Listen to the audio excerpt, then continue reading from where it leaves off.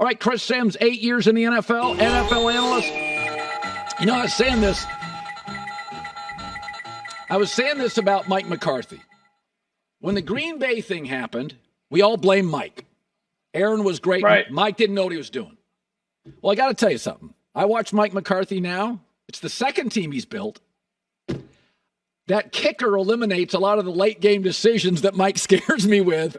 That's right. I got to tell you something. We got to be honest about. Do we have to revisit the Aaron Rodgers-Mike McCarthy relationship? Because this team looks well coached to me, Chris. What say you? Well, it is well coached. I don't think there's any doubt about that. And Mike McCarthy's a damn good coach. Aaron Rodgers, whatever happened there, and we can get into that here in a second. But the one thing, I mean, Mike McCarthy, head coach, running an organization, knowing the toughness, the attitude, little details for the most part of making a team a Super Bowl contender. I mean, come on. They were in the thick of things there in Green Bay for a long time. Now, I think he's evolved in some ways. I would say his offense, and where I was a little bit, one to get on Mike McCarthy when he was in Green Bay is I thought the offense was too simple. Yeah. The scheme was too simple. It was too conservative for a guy like Aaron Rodgers. And early on in the year this year, what was the problem? They were the shortest passing team in football. The 49ers in week 5, right? They played them. They got stomped. You can't play simple slant flat, double slant football against the 49ers. They know that. They've seen those plays all OTAs, training camp. That's like training wheels type of stuff there. You got to bring something else to the table there and attack them. Instead, they got attacked. And I think that was the moment where they started to go, wait, we're going to have to play a little differently here. One, we got an offensive line that can pass protect. We got Dak Prescott who could throw the ball down the field with the best of them and stand in the pocket with people around them and not flinch. And, of course, they got weapons in the pass game, right, Colin? So I think between those two things, they made the proper adjustments in evaluating their team there early on, and they have absolutely soared from that point. And, Dak Prescott's killing it right now playing quarterback. I led the show or near the top of the show, Chris. If you look at Brady, Manning, Breeze, Steve Young, Montana, and Dak, not what you would call uber physically gifted, certainly talented. I mean, Tom got drafted by a baseball team. They're talented, but not Lamar, Josh Allen, Brett Favre, like literally Mahomes. Right. Though the athletic freaks can make a lot of their plays post-snap. But the guys that aren't as great, and again, Breeze, Dak, very good. Sure. They often, if you look at their numbers, Chris, 30 is their 24. 30 is when Young got the MVPs. And Montana. And Breeze. Breeze got all his Pro Bowls, 10 of 13, 30. And I look at Dak and I think what I see with Dak is that Breeze brain. It's the pre-snap stuff. He just doesn't put himself in bad situations. You know this. If you're not gifted, pre-snap becomes the chess piece for guys that aren't physically as gifted. Definitely. Pre-snap, and then, right, what made Brady so great? Oh, post-snap, they changed the coverage. It doesn't matter. I'm calm, and I'll work in the pocket and figure it out and go through the reads and do that. And that's where Dak Prescott is phenomenal. He's got a nice blend, I think, of everything you're talking about, right? He's going to work the system. He's going to make throws in the pass game. The name of the game is still throwing the ball with your right arm in the NFL. Those are the guys winning the Super Bowl. You got to make a few plays in the backyard every now and then, right? He does that. But, he's going to beat you cerebrally.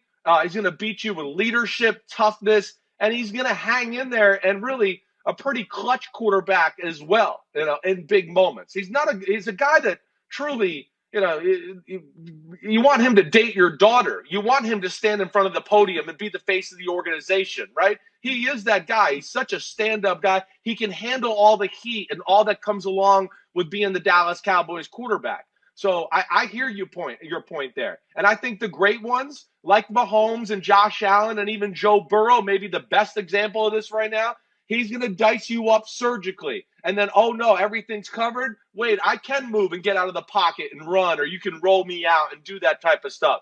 And Dak has a great blend of that. And I think that's one thing I've seen an improvement in his game this year as compared to the last two. His movement is better. I think it took him a while to recover from that broken ankle, dislocated ankle that he had. So that's been a big a big plus for his game in some, tough situations. Yeah, people may forget that when Brady had the injury, the next year he came back and he did not like anybody near his knees. It Near him. Exactly it took another year for Brady to feel better comfortably when you fall off the bike. Right. Everybody tells you to get back on it. That doesn't mean psychologically you want to get back on it. You're just on it. So I think to your point, it took Dak some time, but he's moving again. So I want to talk about Buffalo. And I think Josh Allen's better than Cam, and I think he's slightly better than Big Ben. But both those guys, compared to like a Brady, both those guys, you get to about 32, 33, 34. They're still capable. But I watch Josh Allen, and I'm like, this may not end well. Stephon Diggs disappeared. Gabe Davis, no catches. Right. I don't like Buffalo. I just like Josh Allen. I hear you. I just like Josh Allen. I hear you. Yeah. Your thoughts on them? Right. Well, because he's the team. I mean, he's one, first off, he's incredibly smart. He had the highest Wonderlic score when he came out his year in the draft. I mean, this is a guy that he can do all the things you talked about, Breeze, Brady, do all that. I think he's got to do a lot of what he does out of necessity, to your point, Colin. Yeah. They 3rd and 2. They can't run it. Well, let's give it to Josh Allen, right? Oh, you watched some of the replays from that game last night.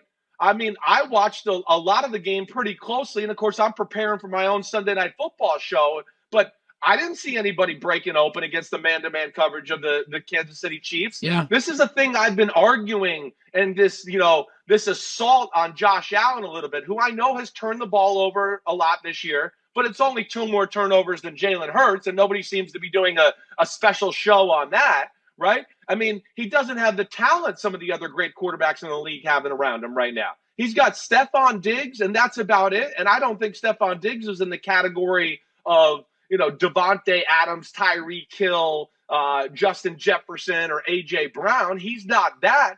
That's why I think, Colin, you've seen James Cook become a part of their offense. Yes. Because teams play them in man-to-man so much, they go, wait, he can get open against a linebacker, but it's the rest of the crew that really doesn't separate. Gabe Davis, I know he shows up every now and then, but when it's man-to-man against a good defense, they don't separate very well in Buffalo, and that is really their biggest issue and why Josh Allen has to play with his hair on fire, to your point at times. We were saying about Brock Purdy. He's obviously good, but I've been very reluctant to move to very good. The one thing I will say, and like Dak, he's got a good enough arm. He can move. He seems to be pretty good pre-snap. Dak's obviously, has a much greater resume over time. But the one thing that is a thing is that in the NFL, about twice a game, you get a break, a broken coverage. Right. A tight end gets a step and a safety. And, man, he doesn't miss on those. Mark Brunell drafted late. Tony Romo undrafted. What do you see? Is he a franchise? Is he a high-end franchise guy? He is a high-end franchise. Is he a high-end superstar talent like you're talking about? I think that's where you're going here. I don't think he's that, but he's a natural at playing the position. He, again, back to what you said a minute ago, has kind of that Brady, Breeze, Manning mind where, I know from talking to coaches out there, watch him, he sees things at an incredibly quick pace. Like his anticipation is unreal. His accuracy is unreal. So he can really play the position. And then, like you said, I'm big into what was available on the field. Did you leave any yards on the field? He never leaves yards on the field. Like you said, if they're open, he hits them. And then I'm big into when I evaluate quarterbacks coming out in the draft, hey, when nothing's there and nobody's open, what do you do there? And it's not sexy with Brock Purdy, but, he makes a lot of plays still, too, where you go, man, there wasn't anybody open, and he kind of felt that guy coming open and put it in the perfect spot or slid in the pocket a little bit and bought just a few more seconds to make the big throw. Or what you see the big throw here in the highlight package to Ayuk, kind of gets out, fades away a little bit, makes the throw there, has a little bit better mobility than people realize. So, he deserves to be in the MVP conversation. Is he Mahomes or Josh Allen? No, he's not that. But it's more along the lines of the guys you mentioned before, Montana, Brady. You give me a system. Hey, great coach, you give me a ton of answers and plays. I can be an extension of the coaching staff on the football field, and I won't let you down, right? But still, that's where the MVP thing I think is fascinating this year because to me, the most valuable player in the 49ers is the guy at running back, number 22, the number 2 running offense in football. And that's what makes some of these guys so wide open down the football field. So that's where I think the conversation gets a little muddy. And it's almost like Tua with the Miami Dolphins. You ask me who the MVP in football right now, I'm going to say it's number 10 down in Miami. Yeah. Every week we talk about Tyreek Hill, zoom, zoom, zoom, zoom. They wouldn't be the Miami Dolphins if it isn't for Tyreek Hill. The 49ers would not be who they are without Christian McCaffrey, but Brock Purdy is awesome. I don't think there's any denying that. They got their quarterback of the future. I'm certain of that. All right, Chris, we love your work. Say hi to your dad. As always, full of opinions. We love him. Chris, thanks again. Thanks, Colin. Be good, buddy. Hi, everybody. Thanks for watching. Subscribe here to get the latest from the show. Also, be sure to check out more of the best clips from The Herd or go watch a few segments from other shows on FS1.